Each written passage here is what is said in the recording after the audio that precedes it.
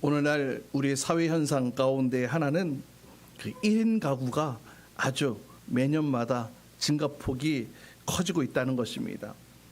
예전에는 이제 3대 이상 살아가는 대가족 시대를 살다가, 그리고 저희 어렸을 때 이제 핵가족 시대로 넘어간다. 부모와 자녀와 함께 머무르는 거주하는 이 핵가족 시대라고 그랬는데요.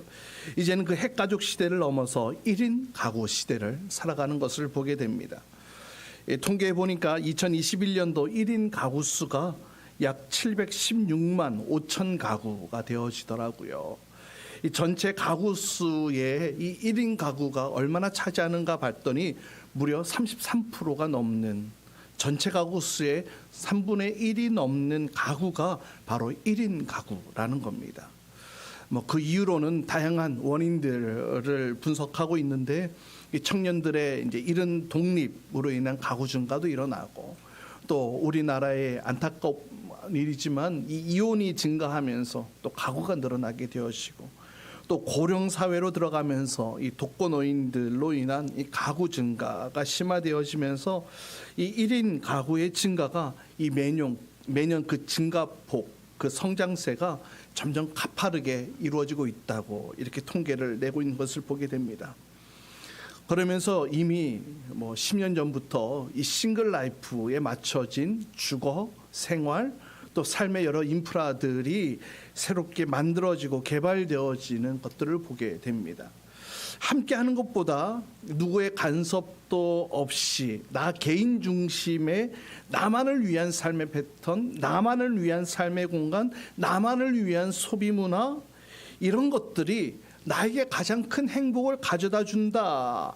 이것이 가장 행복한 삶이다라고 외치며 살아가는 그런 시대가 바로 오늘날이라는 겁니다. 그 예능 프로그램 가운데에 유명 연예인들의 이 싱글 라이프를 담은 나 혼자 산다 매주 금요일마다 방영되는 걸로 알고 있는데요. 벌써 이 프로그램이 이 3월 달이 되어지면 10년이 되어지더라고요. 독신 남녀 1인 가정이 늘어가는 이 세태를 반영해서 혼자 사는 유명인들의 일상을 관찰 카메라 형식으로 담은 이 다큐멘터리 형식의 예능 프로그램인데요. 그 프로그램 기획 의도를 제가 홈페이지 들어가서 한번 찾아봤어요. 그랬더니 이렇게 소개를 하더라고요. 1인 가구가 트렌드가 된 현 시점에 사회적 공감대를 형성하기 위해 또 싱글 라이프에 대한 삶의 노하우 등을 나타내고자 한다. 그러니까 1인 가구가 트렌드화 되어졌고, 이 1인 가구들이 점점 많아질 텐데, 그럼 1인 가구, 이 싱글 라이프를 어떻게 살아가야 될 것인가에 대한 이 노하우들을 찾아가는 그런 프로그램이라는 겁니다. 그래서 예전의 기억을 더듬어 보니까, 예전에는 이 기러기 아빠, 또 이 직장으로 인하여서 이 주말 부부, 또 일자리를 위해 서울로 상경한 이 청년들의 모습들의 이야기를 담고 있었던 것이 어렴풋이 기억이 나더라고요. 그러면서 요즘에 보면은 이제 연예인들이 개인의 하루의 삶, 또 개인의 어떤 하루의 일과들을 또 이렇게 쭉 또 프로그램을 통하여서 소개하는 그런 모습들을 또 보게 되는데요. 근데 제가 시청하면서 자주는 아니지만 가끔가다 한 번씩 보면서 느끼는 것은, 이 거주는 1인이 거주하고 있어요. 혼자 살고 있고, 혼자 독립된 공간에서 혼자 자신만의 자유를 누리며 아무런 간섭 없이 내가 원하는 대로 나만을 위한 삶을 사는 것처럼 보여지고 있습니다.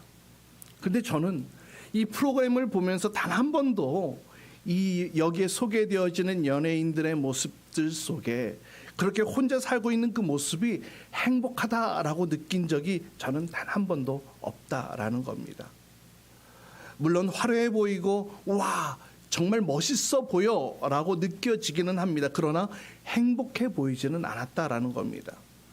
그들의 삶 속에서는 오히려 고독과 외로움이 보였고, 그들이 말하는 싱글 라이프의 노하우라고 하는 것을 결국 그 프로그램을 통해서 소개되어진 것들을 보면 결국 그러더라고요. 내가 혼자 일어나고 혼자 자고 혼자 먹기도 하지만, 그러나 누군가와 함께 무엇을 하고 또 누군가를 위해 무엇을 하는 그 이야기들이 그 프로그램 속에 담겨 있는 것들을 발견하게 됩니다.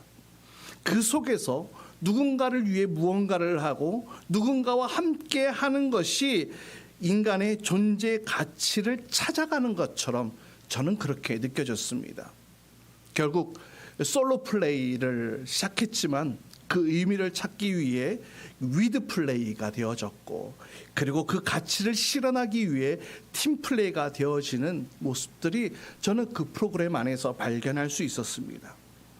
지금도 많은 사람들이 행복이라는 것을 쫓아가면서 정작 인생의 참된 목적은 잃은 채 살아가고 있지 않나, 이런 생각을 해보게 되는데요.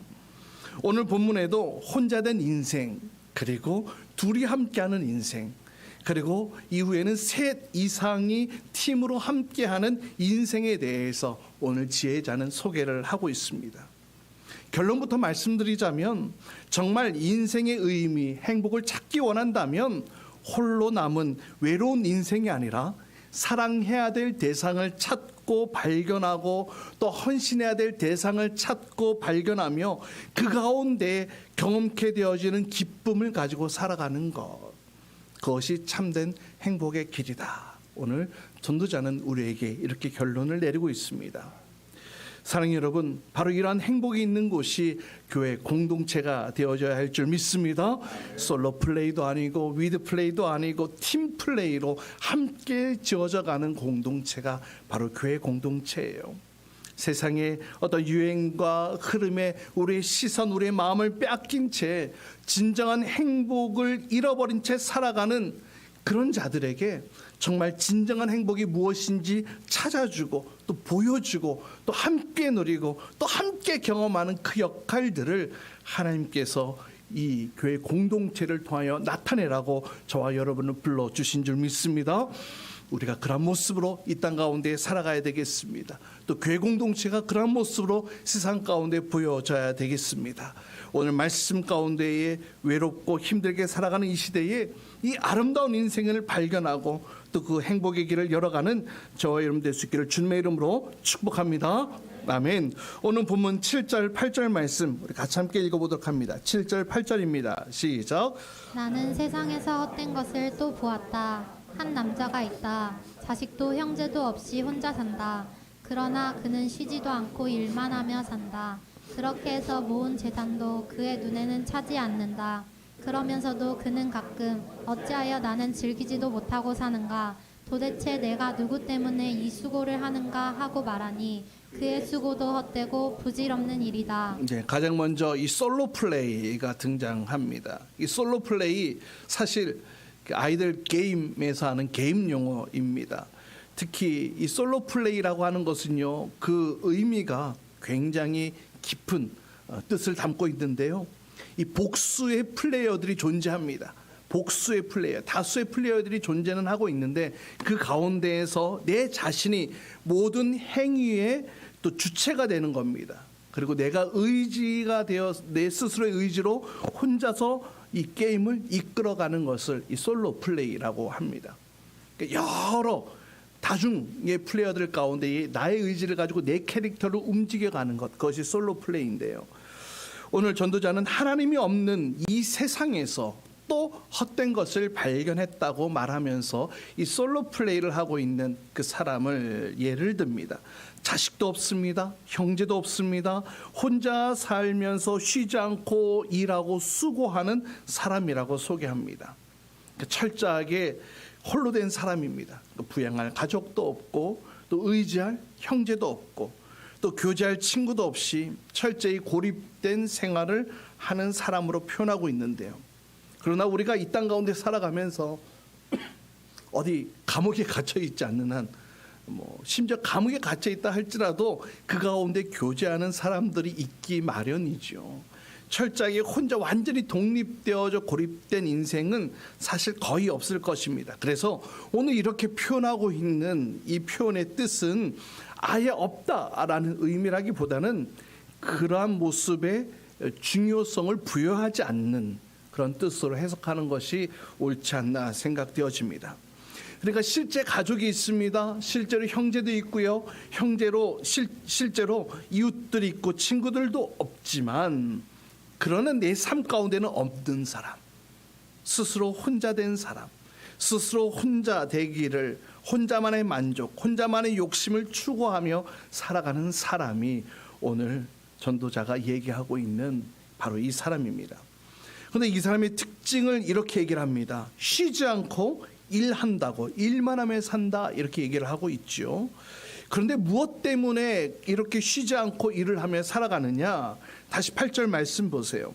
8절 말씀, 그러나 그는 쉬지 않고 일만 하며 산다. 그 다음에 뭐라고요?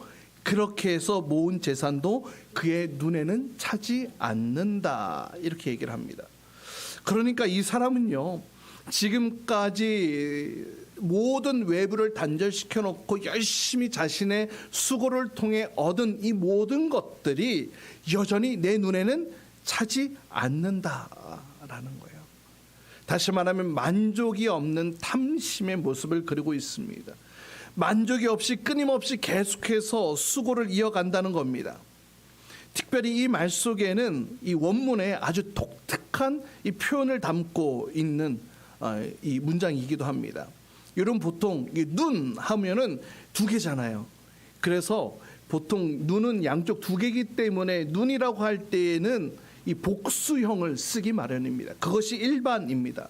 근데 오늘 본문의 원문을 찾아보면은 이 눈이라는 단어를 복수가 아닌 단수의 단어로 쓰여졌다라는 것을 발견하게 됩니다.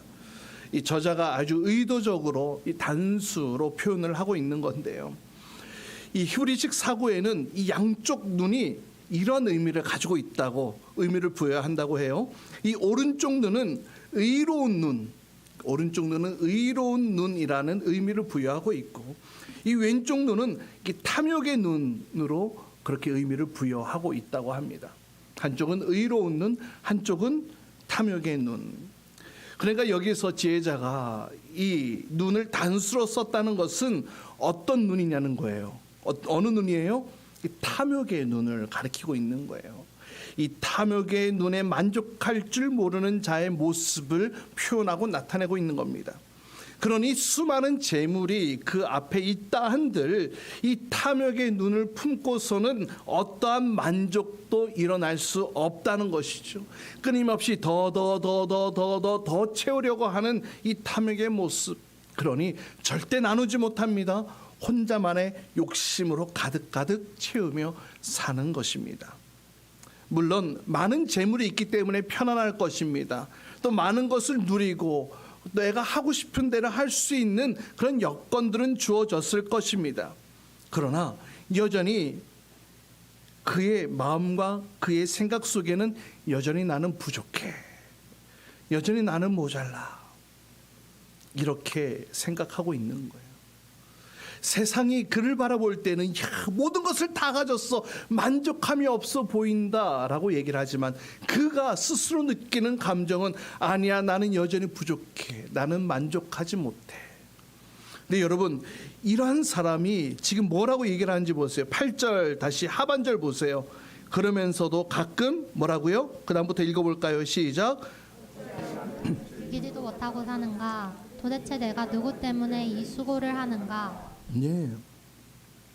모든 것을 가지고 모든 것을 누리고 살고 싶은 대로, 내가 하고 싶은 대로 다 살고 있는 그 사람이 이렇게 얘기를 한다는 거예요. 어찌하여 나는 즐기지 못하고 사는가? 도대체 나는 누구 때문에 이 수고를 하고 있는가? 두 가지 문제점이 발견하죠.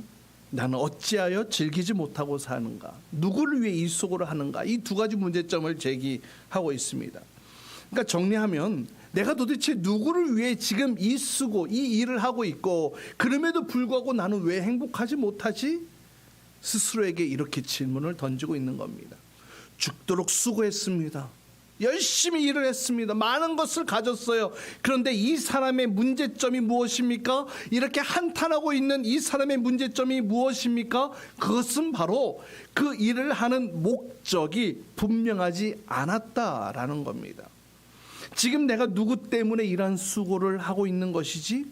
다시 말하면 내가 수고하고 헌신해야 될 그 대상이 없기 때문에 열심히 수고하고 일은 했지만 인생의 허무가 찾아온 거예요. 여러분, 사람의 가치는 혼자서 모든 것을 다 누리고 채우고 그렇게 산다고 해서 나타나는 게 아니에요. 하나님께서 첫 사람 아담을 만드시고 에덴 동산의 모든 것들을 다 누리게 하셨어요. 모든 것이 만족하게, 모든 것이 채워지도록 아담의 인생 가운데에 모든 것을 열어주셨어요. 그런데 정작 뭐라고 말씀하십니까? 혼자 있는 것이 좋지 않다라고 그렇게 여기심으로 인하여서 여기서 돕는 사람, 그 짝을 허락해 주셨지요. 다시 말하면 인생의 가치는 모든 것을 누리고 있을 때 나타나는 것이 아니라, 인생의 가치는 함께할 대상이 있을 때 나누고 헌신하고 또 함께할 수 있는 그 대상이 발견되어지고 또 그 대상과 함께할 때에 진정한 인생의 가치를 발견하게 되는 줄 믿습니다. 내가 원하고 누리고 또 바라는 바가 성취되어지고 모든 것이 다 이루어졌다고 해서 그것이 나에게 행복을 가져다 주는 것이 아니라는 것이죠. 여러분, 예를 들어서 내가 성공을 했어요. 내가 그토록 바라고 원하던 성공을 했습니다. 그런데 그 성공이 기쁨이 되기 위해서는 이 성공에 같이 함께 박수 쳐주고 함께 웃어줄 수 있는 사람이 있어야 그 즐거움이 즐거움으로 나타나게 될 것 아니겠습니까? 나눌 사람이 없어요. 그렇다면 그 성공의 의미가 무엇이겠습니까? 아무것도 아닙니다. 그래서 즐거움은 나눌 때 배가 된다고 말씀합니다. 네, 지금 이 솔로 플레이를 하고 있는 이 사람, 지금까지 성공을 추구하며 열심을 내어 그의 인생을 살아왔지만 결국 뭐라고요? 정작 행복이 없는 성공이었다는 겁니다. 행복이 없는 열심이었다는 겁니다. 행복이 없는 수고, 결국 솔로 플레이를 하며 살아왔다고 이는 이렇게 고백하고 있는 겁니다. 사랑하는 여러분, 지금 여러분의 인생의 목표점 어디에 두고 달려가고 계십니까? 무엇을 위해 달려가고 또 무엇을 위해 뛰어가고 계십니까? 여러분, 솔로 플레이는 그 목적을 달성한다 한들 결국 찾아오는 것은 오늘 본문 가운데 뭐라고요? 허무라고 오늘 전도자는 강조하여 저 여러분에게 말씀하고 있는 줄 믿습니다. 오늘날에도 열심히 살아갑니다. 현대인은 무진장 바쁘게 살아갔죠. 그러나 오늘 이 부자가 던졌던 이 질문과 동일한 질문을 던지며 살아가고 있는 사람들이 얼마나 많이 있는지, 지금 내가 무엇을 위해 일하고 있지? 그런데 나는 왜 행복하지 못하지? 여러분, 그렇다면 허무하지 않고 지혜롭게 사는 방법이 무엇이겠습니까? 오늘 본문에 등장했던 이 부자가 가진 눈, 그 탐욕의 눈이 아니라 바로 다른 눈을 가져야 한다는 것입니다. 바로 의로운 눈입니다. 이것이 있어야 인생의 목적을 볼 수 있는 거예요. 인생의 가치를 볼 수 있는 눈, 바로 그것은 함께함의 인생이 되는 줄 믿습니다. 인생을 살아감에 있어서 분명한 목적을 가지고 무엇을 위해, 누구를 위해 살아가고 있는지를 분명하게 알고 있는 사람에게는 이 질문이 필요가 없습니다. 던져질 필요가 없어요.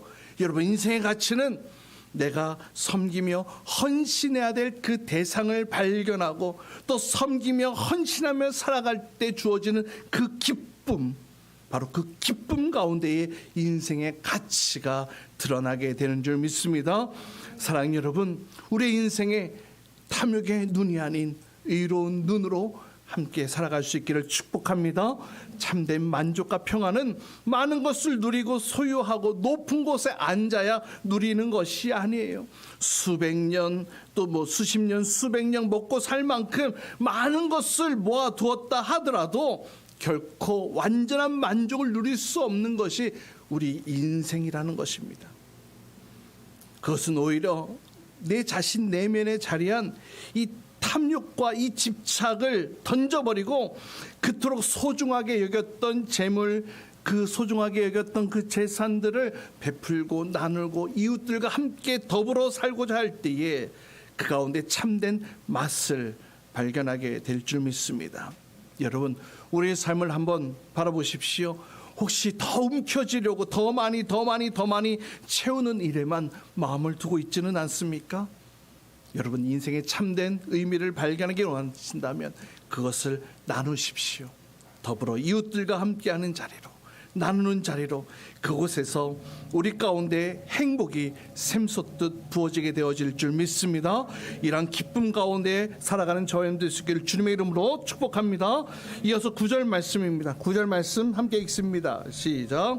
혼자보다는 둘이 더 낫다. 두 사람이 함께 일할 때 더 좋은 결과를 얻을 수 있기 때문이다. 자, 이제 둘이 나옵니다. 저는 이것을 with play라고 표현을 했어요. with play. 혼자 할 때보다 둘이 함께 할 때 더 좋은 결과를 얻을 수 있다고 이렇게 얘기를 하죠. 그동안 지금 8절까지 이 전도자는 이 솔로 플레이의 허무함을 드러냈던 것과는 대조적으로 이제 함께 할 때, 둘이 함께 할 때 누리는 유익에 대해서 언급하고 있습니다. 이미 말씀드렸던 것과 같이 성경에는 혼자보다 둘이 함께 하고 있는 것이, 협력하는 것이 더 낫다라는 것들을 많은 곳에서 강조하고 있는 것들을 보게 됩니다.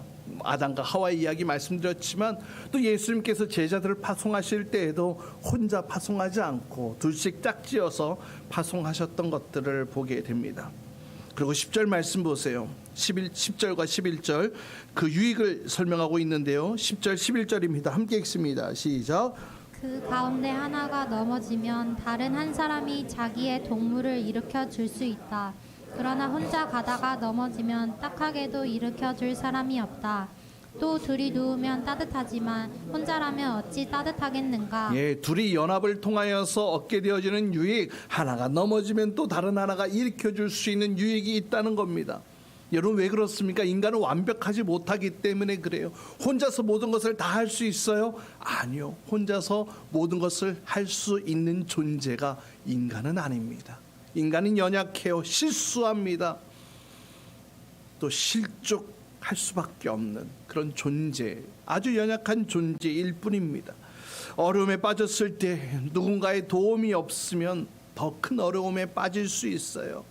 그렇게 홀로 독선적이고 이기적인 이런 태도, 자기 자신에게도 유익하지 못할 뿐더러 이러한 모습은 어리석은 모습이다, 이렇게 얘기를 하는 겁니다. 사실 과거 시대에는 어떤 위대한 장군이나 또 위대한 인물이 나오면은 그 한 사람으로 인하여서 사회 전반에 큰 영향을 끼쳤던 것이 사실이었습니다. 그러나 오늘날에는 좀 다른 것 같아요. 오늘날에는 개인의 한 사람의 뛰어난 능력보다는 이 협동과 이 협력이 무엇보다 강조되어지는, 요구되어지는 시대를 살아가고 있는데요. 그래서 한 기업의 CEO는 이런 말을 했다고 합니다. 한 사람의 천재보다는 힘을 합칠 수 있는 5의 범죄가 필요하다, 이렇게 이야기를 했다고 하는데요.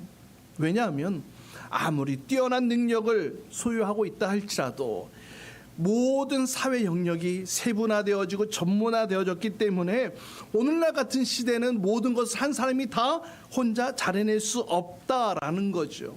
그래서 기업에서 새로운 사원들을 또 뽑고 선출하는 그 원칙 가운데 하나는 이 협업이 가능한 사람, 협력이 가능한 사람, 융화가 되는 사람, 이것이 가장 중요한 덕목으로 가장 중요한 또 비중을 차지하고 있다라고 이야기를 합니다. 또한 두 사람이 함께 할 때에 따뜻함을 느낄 수 있죠. 혼자 있을 때에는 썰렁할 수밖에 없어요. 그래서 우리 젊은이들 싱글 때에 옆구리 시린다고 그런 얘기를 하잖아요. 요즘에는 그런 말 사용하지 않는지는 잘 모르겠는데요. 저희 때는 그랬어요. 예, 짝이 없으면은 옆구리 시리겠다, 이런 말 참 많이 있었던 것 같아요. 외로우면 그 마음도 추워지는 것 같아요. 그래서 이런 말이 쓰여졌던 것 같은데요. 여러분, 영적인 세계도 마찬가지예요. 영적인 세계도요. 믿음의 사람들과 함께 할 때 그 뜨거움은 더 증폭되어지는 줄 믿습니다. 근데 아무리 혼자 활활 타올라도요, 뜨거워도요, 혼자 남아 있으면 그 불꽃은 금방 사그러들기 마련입니다. 이 뜨거움이, 이 불꽃이 지속되기 위해서는 끊임없이 믿음의 사람들과 더불어 함께함으로 서로 도전하고 서로 위로하고 서로 열정 가운데 그 뜨거움을 이어갈 수 있는 것입니다. 여러분, 교회가 바로 이러한 곳이 되어야 할 줄 믿습니다. 함께하는 모습이 아니라면, 이 더불어하는 모습이 아니라면 따뜻함도 또 뜨거움도 또 열정도 느낄 수 없을 것입니다. 그러면 교회를 방문했는데 그 교회 안에 따뜻함도 느끼지 못하고 뜨거움도 열정도 느끼지 못한다면 그 교회를 방문한 자들은 그 교회를 내 교회처럼 느껴지지 않을 거예요. 그러나 그 교회 방문했을 때 따뜻함이 느껴지는 교회, 반갑게 맞이하고 따뜻하게 안아주고 편안한 교제를 할 수 있는 그런 사람들과 더불어 함께 할 때에 이 교회가 정말 나를 품어주는구나, 내 교회처럼 생각하고 함께 따뜻함을 더불어 누릴 수 있게 되는 것입니다. 여러분, 우리나라의 이 자원이 참 한정되어져 있어서 특별히 요즘 이 전력난으로 인하여서 많은 어려움들을 겪고 있는데, 이 전력 생산에 아주 중요한 위치를 차지하고 있는 것이 이 원자력 발전입니다. 이 원자력 발전.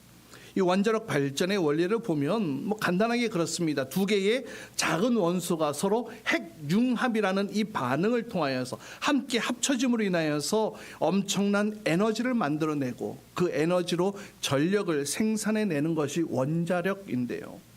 근데 반대로요, 이 하나의 원자가 분열하면서 나타나게 되는 파괴적인 에너지, 바로 그 과정 가운데 일어나는 것이 핵분열이라는 건데요. 이 핵분열이라는 것을 통하여서 인간의 모든 삶의 터전을 송두리째 삼켜버릴 수 있는 핵폭탄이 여기서 만들어진다는 겁니다. 여러분, 우리도 마찬가지 아닙니까? 서로 분열하고 내 자신의 이익만 주장하고 내세우는 것, 그것은 결국 핵분열의 원리로 생성되어지는 이 원자폭탄처럼 우리의 인생 가운데 큰 화를 초래할 수 있어요. 근데 여러분, 더 중요한 사실은 뭔지 아세요? 이 핵폭탄이 떨어지면은요, 내가 떨어뜨렸어요 그러면요, 타인에게, 다른 사람에게 해를 끼치기보다 먼저 터지는 순간 내 자신에게 해가 되어진다는 겁니다. 반면에 서로가 하나가 되어서 보듬어지고 함께 융합되어지고 서로 의지하면 핵융합의 원리와 같이 발전적인 에너지가 만들어지고 혼자서는 이룰 수 없는 어마어마한 양의 힘과 에너지가 생김으로 인하여서 그것으로 인하여 우리가 살아가는 사회가 더불어 살아가는 힘과 에너지가 넘치는 삶이 되어지는 줄 믿습니다. 우리가 이러한 모습으로 살아가야 되지 않겠습니까? 이어서 전도자는 이제 팀플레이에 대해서 이야기를 합니다. 12절 말씀인데요. 함께 12절 말씀 읽도록 합니다. 12절 시작. 혼자 싸우면 지지만 둘이 힘을 합하면 적에게 맞설 수 있다. 세 겹줄은 쉽게 끊어지지 않는다. 예, 팀플레이. 둘 이상 셋에 대한 이야기를 하고 있습니다. 이 세 겹줄에 대한 속담은 이스라엘뿐만 아니라 뭐 수메르 또 아카디아 이 지역 가운데에 아주 잘 알려졌던 속담이었습니다. 그래서 그 당시에 이 이야기 누구나 알고 있는 그 속담으로 생각하면 됩니다. 그러니까 세 줄로 만든 밧줄은 외부의 충격이 가해진다 하더라도 오래 견딘다라는 이런 교훈적 속담이죠. 이것을 통하여서 협력하고 함께하고 그 함께하는 사람이 많이 동원될수록 좋다라는 사실을 강조하고 있는 것입니다. 전도자는 오늘 11절 12절에서 하나를 더한 둘에 대해 이야기를 했고, 이제는 이 둘에 하나를 더한 셋에 대한 이야기를 이어가고 있는 것입니다. 여러분, 특별히 이 3이라는 숫자는 히브리 개념에서 완전수로 여겨지는 숫자예요. 그러니까 3이라는 숫자를 사용함으로 인하여서 함께 단결되어지고 함께 융화되어진 이 힘이 온전한 힘이다, 완전한 힘이다, 그런 의미를 담고 있는 거예요. 이렇게 전도자는 속담을 통하여서 혼자 고독하게 사는 삶, 그리고 또 둘이 더불어 사는 삶을 비교하면서 이제는 함께, 우리가 모두 함께 팀으로 협력하는 것을 통해 얻게 되어지는 유익에 대해서, 그것이 중요함을 부각시키고 있는 것입니다. 이 원리는 사실 어느 시대를 막론하고 변함없는 삶의 원리지 않겠습니까? 여러분, 우리 공사 현장이나 많은 건설 현장에 쓰여지는 이 와이어로프 있죠. 와이어로프 중심에 하나의 코가 있고 거기에 얇은 여러 개의 선을 감아서 만든 이 강선 와이어로프입니다. 이렇게 만드는 이유는 같은 굵기이지만 이 단선으로 하나로 만드는 이 강선보다는 이렇게 와이어로프로 만들면 같은 굵기임에도 불구하고 그 장력이 수백 배 강해지기 때문에 이렇게 만든다는 겁니다. 하나의 강선에 하나의 코어에 여러 개의 와이어를 감아서 말이죠. 그래서 무거운 것을 들어 올리는 중장비에도 또 무거운 다리를 지탱해 주는 현수교에도 이 와이어로프가 사용되어지는 것을 보게 됩니다. 그만큼 아주 큰 무게를 감당할 수 있는 그런 역할로 쓰여지고 있다는 것이죠. 여러분 마찬가지입니다. 한 사람이면 피할 수밖에 없어요. 두 사람이면 서로 맞설 수 있지만 세 사람이면 뭐라고요? 쉽게 끊어지지 않는다. 다시 한번요. 한 사람이면 피할 수밖에 없고 두 사람이면 맞설 수 있지만 세 사람이면 뭐라고요? 쉽게 끊어지지 않는다. 이 이야기는 이 전쟁의 이야기를 지금 모티브로 끌고 오고 있는 거예요. 이 전쟁이라는 것은 혼자 야 가자 해서 싸울 수 있는 것이 아닙니다. 이 전쟁 그리고 여러 사람이 있지만 그냥 각계전투로 그냥 알아서 그냥 싸워라 해서 싸운다면 그 전쟁 백전백패입니다. 각자의 힘을 가지고 각자의 무기 들고 각자 달려가고는 있지만 그러나 서로가 서로를 신뢰하고 믿고 의지하고 함께 연합해서 한 덩어리로 싸우지 않으면 승리할 수 없는 것. 그래서 전쟁에 있어서는 팀플레이가 중요하다라는 겁니다. 여러 개의 부대 또 부대 안에 여러 개의 또 뭐 대대 중대 소대 또 개인 병사 이 나눠져 있는 이 모든 것들이 하나로 뭉쳐지게 될 때에 승리할 수 있는 원동력이 되어지죠. 그래서 군대에서는 상호 존중, 또 협동, 단결 이런 것들을 생명처럼 중요하게 여기고 강조하고 있는 이유이기도 합니다. 여러분 영적인 세계에도 동일합니다. 우리가 살아가는 동안 수많은 영적인 전쟁들 앞에 맞닥뜨리게 됩니다. 우리 각 개인, 성도의 개인의 어떤 영적 강력함도, 영적인 무장도 중요하겠지만 더 중요한 것은 성도와 성도 간의 성령 안에서 하나됨과 연합되어짐이 너무나 중요하다는 겁니다. 여러분 병사가 분열하면 어떤 그냥 육체적인 죽음으로 끝날 것입니다. 그러나 이 성도의 이 영적 분열은 영적인 죽음으로도 직결되기 때문에 우리가 더욱더 주의 깊게 살펴봐야 한다는 겁니다. 여러분 초대교회의 사도행전에 나오는 아주 유명한 이야기, 이 헤롯이 교회를 박해하면서 야고보 사도도 죽이고 또 베드로 사도마저 감옥에 투옥시키고 이제 죽이려고 하잖아요. 그때의 성경은 그때 예루살렘 성도들이 한 곳에 모여서 밤이 새도록 함께 기도하고 함께 하나님의 도우심을 구하고 함께 주님 앞에 나아갔던 그 사건을 기록하고 있습니다. 그때에 하나님께서는 어떤 역사들을 펼쳐가셨습니까? 하나님께서 당신의 천사를 베드로에게 보내서 감옥에서 그 모든 자물쇠가 풀리고 모든 그 창살들이 열려지면서 베드로를 감옥에서 건져내십니다.